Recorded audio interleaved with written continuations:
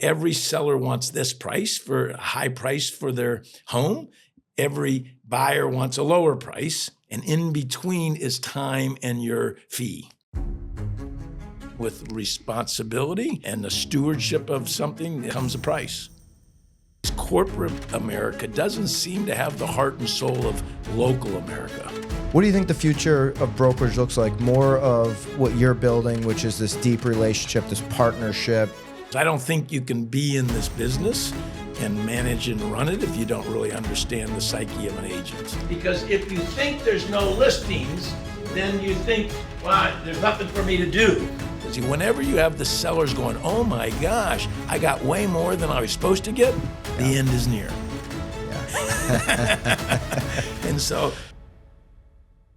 all right, I have the pleasure today of sitting with Mike Pappas, CEO of the Kai's Company, and I can't tell you how many people say this is the guy. Wow. This is the guy you need to talk to. He's the most authentic CEO in the business. That. He's one of the best. I met you because I was standing next to Bill Ravis last year, and Bill he's said a the legend same thing. in the business. Well, if he signs off, you know it's the real deal. Yeah. So you're the real deal. The company that you lead is 98 years old. Right. Going to be celebrating 100 years. And I look pretty good for that, huh? You look great for being 150 years old, Mike. Wow, Yeah. Unbelievable. 40 years in the business plus 50 offices, 4,000 agents. 8 billion plus. Your daughter Christina is now going to be. She is the president. She'll be the next CEO. I would imagine at some point. Right. If you sign off on that, which I'm we're imagining you transitioning are. toward that. That's the future. And so that's a little bit of your background, but it's a pleasure to have you on the podcast. Honored to be here. Congratulations on all the work you're doing, creating the new model Thank you. of communication and information in real estate. I appreciate that. Yeah, Thank you very it's much. nice to see. I'd like to just take us through the journey. I mean, you're 40 years, started as a sales agent. I love those stories when it's, a guy like yourself, sales agent, Bill, Gino. Some of these that guys generation, well, you don't know my father. I mean, they didn't give you much. They're the World War II generation, so you kind of had to work for it. I've been to counseling. I feel a lot better about myself than I did when I was growing up, but they were tough. And so when I got started, he said, you got to go sell. Christina sold for 2, 3, 4 years. I don't think you can be in this business and manage and run it if you don't really understand the psyche of an agent. And if you don't understand the frustration and the difficulty and the complexity of the deal, it's not for the faint of heart. And so I do think that knowing that and seeing that and having an agent's heart is really what I think the great brokers and great firms have. Was she all for jumping in as an agent? Did you make that a stipulation? I have 5 children. So, married my high school sweetheart, been married, I don't want to tell you, 44 years. Same here. Yeah, really. Congratulations. Yeah, I mean, I can talk about it. It wasn't easy. I mean, I wish I knew what I knew now, but you got to go through those issues to kind of learn a little bit about yourself. I actually think a marriage is more of a mirror to yourself, which you don't really want to see all the time. Depends what time of day it is, right? Yeah. So, but I had 5. Christina was the second oldest, and the other 4 aren't in it. So she raised her hand, and I call it a blessing and a curse. Because there's with responsibility and the stewardship of something comes a price, and I think you need to be dedicated and really we call it an upside down pyramid. We work for our agents and for our management team. They don't work for us, and I think if you have that attitude, then I think you need to have a servant's heart, and if you have a servant's heart, I think then you can. Enjoy the process, but it's not easy. Never heard that, the upside down pyramid. You hear the pyramid a lot in real estate right now, but not the upside down version. Yeah, we're on the bottom. They're on the top. Yeah. So we serve them, and I think we have to, and we call partnering. We partner with our agents, but we also believe that it's got to be a win-win. We always say the tie goes to the runner. What we found and what we seem to be attracting is the agents that don't feel protected, supported, and helping their business grow and don't feel backed by their broker are usually the ones that may be looking to go someplace else. So you've got to back and fight for your agents every day. And so my dad taught me that. He says, right or wrong, good or bad, if they're yours, you'd better take care of them. Yeah.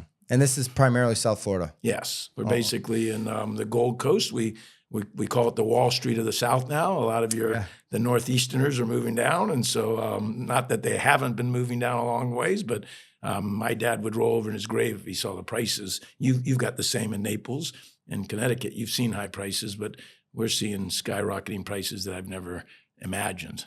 And this year, you're seeing inventory go up a little bit. Yes, inventory's rising. I mean, went up about 8% last month, and new listings taken month over month of March over March. Still below the average of months supply, and we're still probably at residentially 3-4 months. Condos are starting to soar a little bit because we're and as you know, in Florida with we were one of 3 states that did not have reserves. Yeah. And so because of the Champlain Towers, and they've set these goals, and now they're having to assess. And so there's a little bit of more commotion in the condo market right now. Yeah. Bullish on Florida for the next 15 years at least, right? You know, I mean, it's an easy thing. I've said it a lot of times. I don't know if you have a sheet here, but if you take Long Island and you go from New York City to Montauk, it's 118 miles. And if you look at the size of it, the scope, it's about 20 miles wide. And there's 8 million people there. And if it's not a fun place unless you get out to Montauk. If you're lucky enough to get all the way there. Long Island was a farm town at one time, and now they're $1 million homes. Yeah. Turn that, go from Jupiter to Homestead. Guess how far it is? 118 miles. Oh, wow. Everglades to Ocean. Guess how far it is? 10, 20 miles. Guess how many people we have? 6.5 million. So I always say, who's going to win, Long Island or South Florida? And my bet's on South Florida. Yeah, I've got my money there too, just on the other coast. Yeah. Going back to your dynamic in your brokerage, family brokerage, we just had Lacey Conway. Oh, she's wonderful. And what a sweetheart. She's unbelievable. Same thing, right? She started in the business first, and then kind of worked her way up. With the legacy business. With the legacy business, and you mentioned Hannah and Raven, some of these other family owners. I asked her a question. I'll ask you. And you're on the other side of it. You know, they just sold obviously to Compass. That was a little surprise, but you're talking about sad to see in a sense because it was a 100-year-old company, 100+ in New Orleans, but for all the family reasons, I think we understand people got to make the decisions best for them. Yeah, and so your reaction? Do you expect more of these big independents, these powerful independents like yourself? You know, do you expect more acquisitions of powerful independents, or is there kind of like a text chain going on with all you guys? Like, what the heck? We can't sell out. We got to keep this thing going. I think it's funny you say that when it's nothing new. I mean, I was in 1968. Coldwell Banker went public, and was the first public thing. When I was in college in the 70s, I wrote my paper on Coldwell Banker. And in 1980, they offered my dad, who was our previous CEO and owner, an offer in 1980. And so they came across, in the early 80s, Coldwell Banker had 1,500 company-owned stores. By 1998, they were down to 300. And so now, and then you brought back, and then Berkshire Hathaway. And so I used to go to these meetings that we're talking about right now. I used to think, oh, who's next? So there has been a 40-year consolidation going on. But what I found is corporate America doesn't seem to have the heart and soul of local America. And what you're seeing, new companies start up and everything else. And so Swanepoel and I think Steve Murray have said of the acquisitions of Berkshire Hathaway and those companies, 1.2 million number of transactions collectively anywhere, and Berkshire Hathaway are only selling 800,000, and they bought 1.2 million. So I think we feel with the right leadership, with the right spirit, with the right connections with our agents, we can compete against anybody in a marketplace that we know knowledgeable. And if you're having fun, why sell? Why sell? Yeah. And you know, your buddy Bill says he will come back and haunt their boys. The boys, Chris and Ryan, if they were to sell, his ghosts will come back. Is that how you feel about it? Or would you let Christina say, you know what, if this is the right decision? Yeah, I think I think I've had I think if you don't have the thrill of the business model. I still get when you just talked about doing $260 million with your team, kudos. I mean, that's one of the top in the country. I mean, that's exciting to me. And when I see a young guy like you said, 10, 15 years ago, you were coming back from the breakup of the down market and you rose to the top. So I think if you don't get the thrill of seeing people develop and understanding home ownership and seeing people support their family and invest in real estate, then you probably shouldn't be in this business. If you don't have the heart of an agent, it probably is not the business for you because it's a high volume, low profit business with a lot of interaction, a lot of people. And so it's, again, I think we're stewards and we're keepers of the brokerage firm, but for a safety and security. We have people that have been with us 10, 20, 30. We just had a man retire. Our training director started with us in 1972. Wow. He just retired. He didn't want to retire necessarily, but again, with COVID and everything else and changing. So I think you see really generational life, and it's quite a thrill. I was looking on YouTube trying to find some video clips with you in them. So I appreciate you doing this because there's not many of them. Yeah. But I came across one where you were on the floor training, and it was maybe an office of 30, 40, 50 agents. Something, there was a lunch going on. You were doing a training. It looked very recent, the training. So you're still training personally. Well, no, I do. We have 50 offices, and every summer when I was general manager, I used to be in the office a lot. And then as you step up, you don't get there. And I made a commitment. Actually, Lennox Scott told me about 20 years ago, he goes, I visit all the offices. He doesn't do it as much anymore. So I visit every office in the summer. So it's a 10-week tour, and it's a 2-hour meeting, and I meet them at 9 o'clock and then at noon. And then we have our awards meeting in the beginning of the year, and then we have our strategic and our fall meetings. So my daughter and I try to make a connection with our people monthly. And I think that summer tour with the 50 offices in the summer is probably maybe what you saw, where we call it halftime, because it's June, July, and so we're reflecting on the past 6 months and then looking forward to the next 6 months. We have our awards at the beginning of the year, so we kind of recognize and appreciate what they're doing and tell them the new ideas and technology that we're coming out with. Yeah, I mean, it looked to me you were rolling up the sleeves and you were getting in there. No, it's I still feel like we're doing a deal right now with a team of 300. And they're merging into one of our branches and through a lot of the changes. And I tell them, I still feel like we're a small broker in a local market that's serving our community.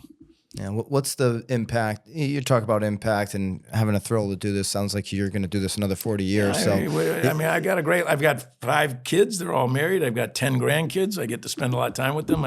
We go out. We got in beautiful waterways out in the Florida waterways. I'm thinking this is a pretty good life. What's some of the biggest, like when you look back on 40 plus years and you think about the agents, the team leaders, the agents that you've got to work with, what's like an impact that stands out? You're like, man, I'm really proud of that moment. I'm really proud of what she did or what he did with the company. I think what the agents do every day, and I think, like I said earlier, to see we have agents doing $200 million, $250. We had a team doing $400 million. Started with this. We have a guy that started with this at $10 million.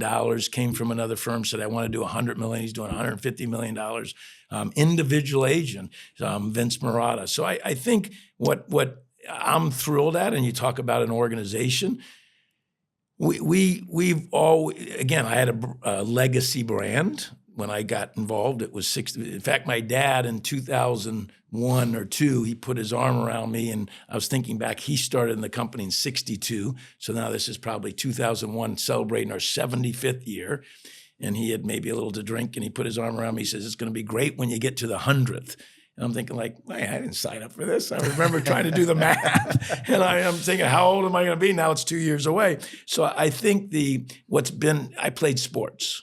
I don't know if you played sports. Oh, yeah. And so I feel like with our company and our organization is we're just a big sports team, and you're getting the right players together with a vision. We do a lot of strategic. We're very, like I said, upside down. We're our people. We empower our people and give them the responsibility and authority. And we're not a micromanaging organization.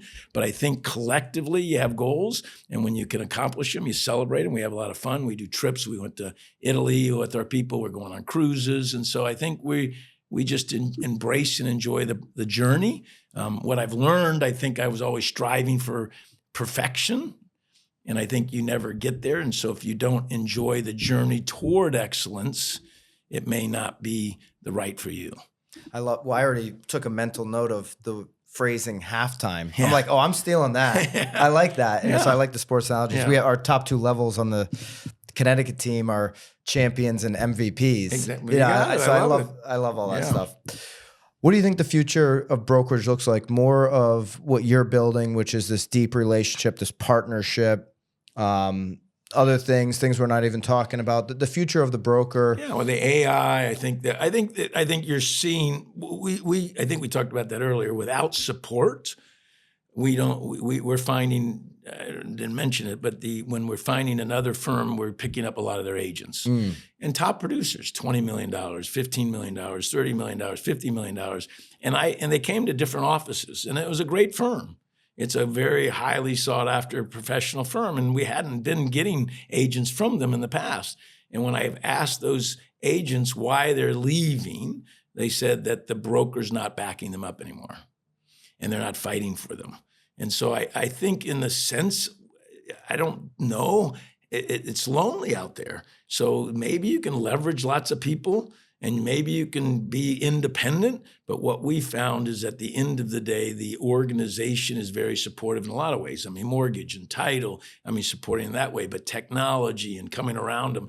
Agents normally don't like to do the detail. So we're trying to automate and give them support in marketing. We have concierge programs now where we changed our transaction compliance people in the branches to concierge, where they're helping with tech, they're downloading data, they're sitting with them. We've got another MBA program where we transformed our whole training because we went from a bigger online with COVID to hands-on small 10, 12 people in a group with one trainer for 5 weeks. 2 hours a day for 5 weeks where they're showing up, but it's hands-on and protective. So we're finding the other switch is that there's a high turnover. You don't know the numbers. I know the numbers. 90% of the people of new licensees fail. And so unless you're giving them real attention and really helping them guide through it, it's a great fallout rate. Yeah. I thought it was 87.5. So Same 90 thing. is No, 90 is right there. You're right. You're right. The turnovers. I rounded up. It's unbelievable. Agents are lonely. And that was a standout thing you said there. I think they're lonely in a lot of ways. You're having a conversation here about brokerage, but they're probably lonely in their relationship with the association, whether that be local or national. I think most agents don't even have a relationship with the association. I would agree. They don't even know how to create one. Right. Or if they were to try to create one, it's an echo, right? It's just an echo chamber. So that's my opinion. I'm not saying that for you. What do you think the future of local and national associations look like? I do think the association, and again, we're one of the brokers that is getting beat up. Your firm's getting beat up a little bit, kind of left hanging out on the over the $2 billion mark is what on the window that without a ladder. So I do think that. But I do think our organization and has been the voice. This has been being fought for 20, 30, 40 years.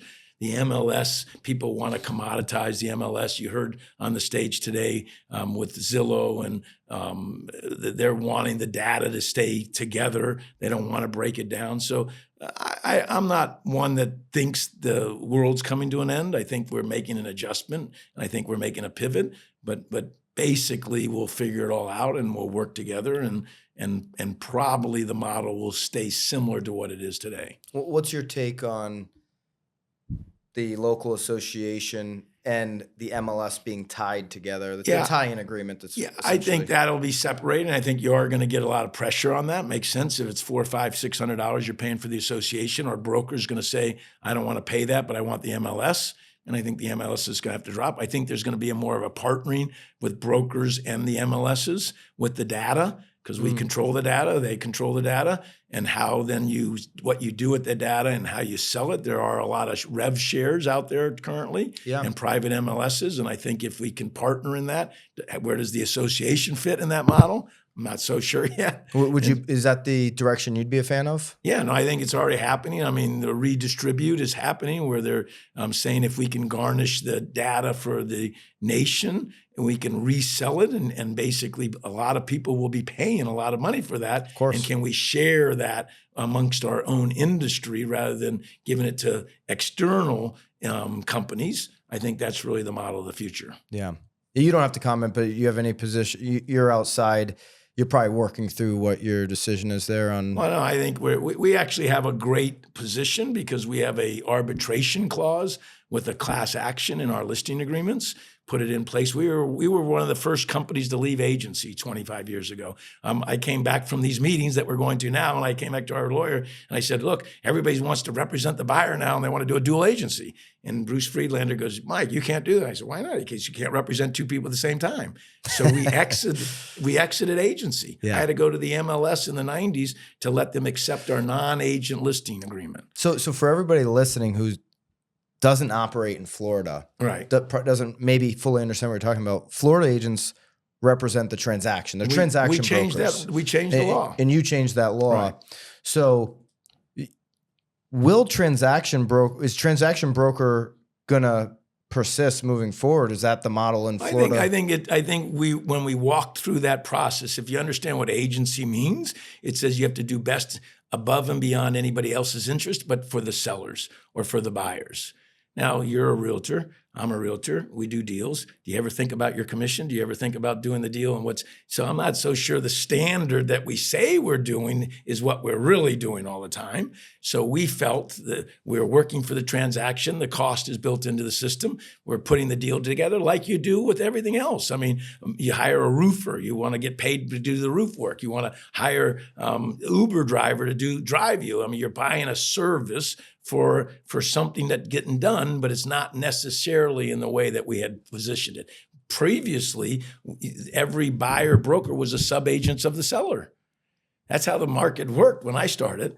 I mean, so think about that. You had a buyer, and that's how we came up with we need representation. So and there were buyer broker agencies, and everybody came out, and we're going to change the rule. And hey, you don't even hear that anymore. It didn't work because the process works as we're currently structured, because they want representation, but they don't want to pay a fee up front. They like the contingency fee basis. Any thoughts on what Florida will do in terms of before the first showing? You know, right now the proposed settlement is you got to have this. I think when I talk to the 19 states or the 16 states of those people that have the buyer broker agreements in place, many of them don't get it signed up front, and I don't think you're going to be able to get it signed up front. I think it's going to be a process, but as long as you get it signed before the deal's done and have some type of relationship, I think that'll be the key. I think you got to work the real process. You're not going to walk into somebody and say, sign up before I meet you. The 19 states, that's definitely how it's being done today. But they're not executing that. When you ask those people how the execution actually is working. No, the execution is later. Right. Yeah, it's not before the first showing. The proposed settlement says before the first showing. Yeah, I'm not worried about that.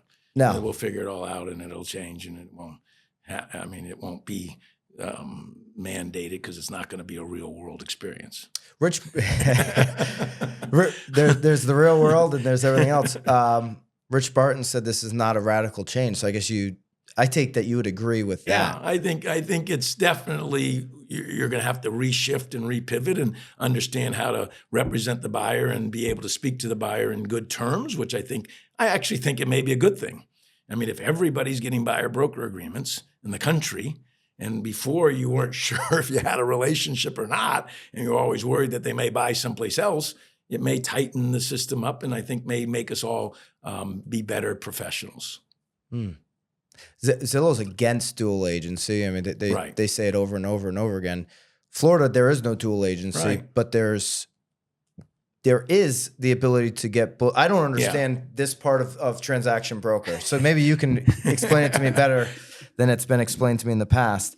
There's not dual agency, but there is the ability for the agent to represent the transaction, basically, and get paid by both parties. Right. Yeah, I think that once you get out of agency, which is the standard to do what's best for the client, then now you're doing the deal and the transaction. And I hear what you're saying with the Zillow. I do think it does put you a little bit in a position that that is counterintuitive. If the buyer's trying to get the lowest price and the seller's trying to get the highest price, how then can you navigate through those two issues to do what's best? In that sense, as a transaction broker as the only broker, you're just passing information back and forth. You're like a mediator a little bit. Yeah. In an arbitration. Yeah. It'd be interesting to see if, I guess, the DOJ cares about that. It doesn't seem that they do. I think you're in an evolution. I think the DOJ fight has been not just the past 5 years. It's been a 20, 30-year fight. And so where we end up into the future. But again, we say maximum exposure gets maximum price. So do I want everybody working for me, or do I want a few people working for me? And I think every seller comprehends that. Lennar, which is in our marketplace, one of the biggest builders, I just got an email that says they'll give 4% concession to the buyer and pay a 4% fee to a broker. Now, why are they doing that? Because they have inventory that they haven't sold. And they're seeing existing inventory go up. That's their competition, existing sales. So, the market sets the price, and the market my dad used to always say, every seller wants this price for a high price for their home. Every buyer wants a lower price, and in between is time and your fee. And our job is to bring those two people together. If it was easy, there would be no expired listings. Usually 1/3 of the listings expire. Usually it takes a while for the seller to comprehend that his price is aspirational, but he needs that exposure to buy in, to buy that time. We came out of COVID. I think that is an anomaly market. Typical markets are 6 months, 9 months, a year to sell properties because of that game that we play. And that's really where the expertise comes in. And it's not an easy, quick solution. Since you have 40 plus years, you've done it all in this business. For everybody listening that's 3-4 years into the business, have you ever seen a market like COVID? I think that we've had in a few times, 2005, we talked about buying homes in 2005 and everything else. Whenever this is the time we're in trouble. 2005 felt very crazy. Yeah, and COVID was very crazy. Whenever you have the sellers going, oh my gosh, I got way more than I was supposed to get, the end is near. Yeah. And so those are the peaks of the cycle. And now we're in a valley that you got to flush through that and kind of readdress it. So there's a 5-10 year cycle. So 2005 was a peak, 80 was a peak. A little bit of 88, 89 was a little bit of the peak. And so you go through these cycles and you adjust it. And we start with the rental market. You get a boom. You start to move in the move-up market. It's a very ponderous, slow cycle.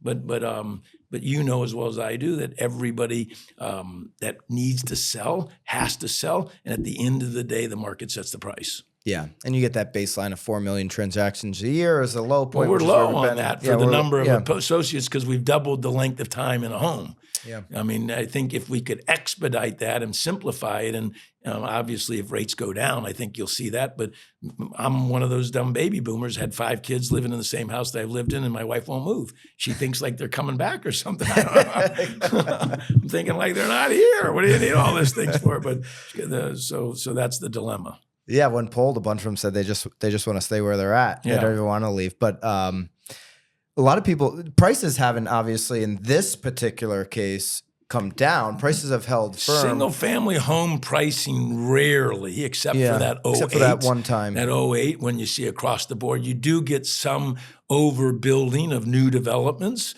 And so it's supply and demand, is what we talked about. And so in our South Florida market, the condo market is that because you go vertical, takes 2 or 3 years to get there. And so you do get an oversupply. And we have seen prices drop more than once in the South Florida market because of overbuilding. So it's a supply demand issue. That's why the North, you're not seeing the same appreciation as you've seen in the South, just demographics. We talked about South Florida, limited land, lots of people, prices go up. You go to Toledo, Ohio, and where there's lots of land and not people, prices probably aren't going to go up so much. Yeah. So buy the trend of the demographic growth and you'll probably do well. Buy the trends. What are you betting on the next 10 years? I think like the Greenville markets. I mean, I've got a lake home up there. Greenville, South Carolina. Greenville, my South Carolina. just bought a place there. Yeah, I think you've got some tertiary kind of markets that are Tennessee. I mean, North Carolina, South Carolina, I think are all. South Florida is getting expensive. I think Northern Florida is still affordable and good. And so I just look where the growth's going. Hold on. It's a 15% IRR return on commercial real estate. If you put $100,000 invested today and get a 15% return for 30 years, it's $6.6 million. So you're a young guy, and so that's been the shocker. I bought a property in 1988. We just sold it. I'm thinking my nephew just asked me what type of return you got, going like it's infinity. I mean, what I put on and what I'm pulling out, I have to do the math. But it really, if you can get a fixed mortgage and you get appreciating rents, it's one of the best investments that you could do. How many of your locations do you own? A number most of them? Yes. Well, then you're in very good shape. Yes. Again, I'm the son, so I had a platform. The pool was built, so it was a little bit easier. But my dad, and funny, you think about that. The founder, Ken Kai's 1926, went through the Depression, so he never liked debt. And he said everybody loses it and we're brokers. My dad, when I asked him, why didn't you ever buy real estate, Dad? He goes, I didn't want to have anybody looking over my shoulder and I couldn't take the risk to buy it. And I thought I could build the business better. And so when I came in, there was an opportunity to say, hey, can I pay rent or I can pay mortgages? What's the difference? And so that was the model. And we thought we could parallel off of that and still keep the brokerage and sail off on the real estate. Pretty good advice for everybody building something right now. Yeah, well, I'm in another group called Young Presidents Organization. Many people in the Northeast, many people that I've seen say I had a business, I lost a business, it went out, I mean, manufacturing, whatever it is. And then they go, but I still got the real estate and I'm still living off those rents. I mean, I've never heard anybody say, damn, I shouldn't have bought it, except for those timings of, I got in 2005 and then the 2008 hit, which was very unusual. If you're picking we'll wrap up here just because you know all the players. If you're picking a Mount Rushmore here in real estate, I mean, you come to this thing every year, this T3 Summit. I don't know how long you'll keep doing this for. But my daughter actually sent me here. I haven't been coming a lot to this, but she told me I had to come because to hear the new trends that are coming out there and give it back to her. If you're picking a Mount Rushmore in the industry, who's the 4 on there? You know, I think there's no question. We heard a lot about AI. I do think that the fee, what do I believe is happening in the brokerage biz, is getting thinner. When I remember my dad putting his arm around me in the 90s, I said, I got to raise the commission splits to keep the people. We were an old 50-50, 60-40 splits, 70-30. And he goes, you're going to go broke. If you pay out more than 70%, son, you're not going to be able to make it in the business. I think we're going down to a 90-10 split probably. And so you're going to have to figure out on a brokerage with the integrated services and support, being able to utilize technology and leveraging it, what we heard of AI, processes and systems in place to be able to leverage more. We have 25 people in the Philippines doing back office work for our insurance company. Yeah. So I do think that you've got to reposition. I think the brick and mortar probably is going to be lessened. I don't think it's going to be eliminated, but do we need 10,000 square foot offices and 15,000 square foot offices in the future? Probably not.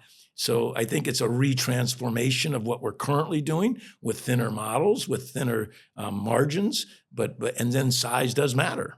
I mean, you've got to manage more with limited. Are you going to be a boutique little broker selling for yourself, making a good living, listing and selling? I just met with a broker the other day, 40 agents, he's my age. He goes, if I didn't sell, Mike, I'd be out of business.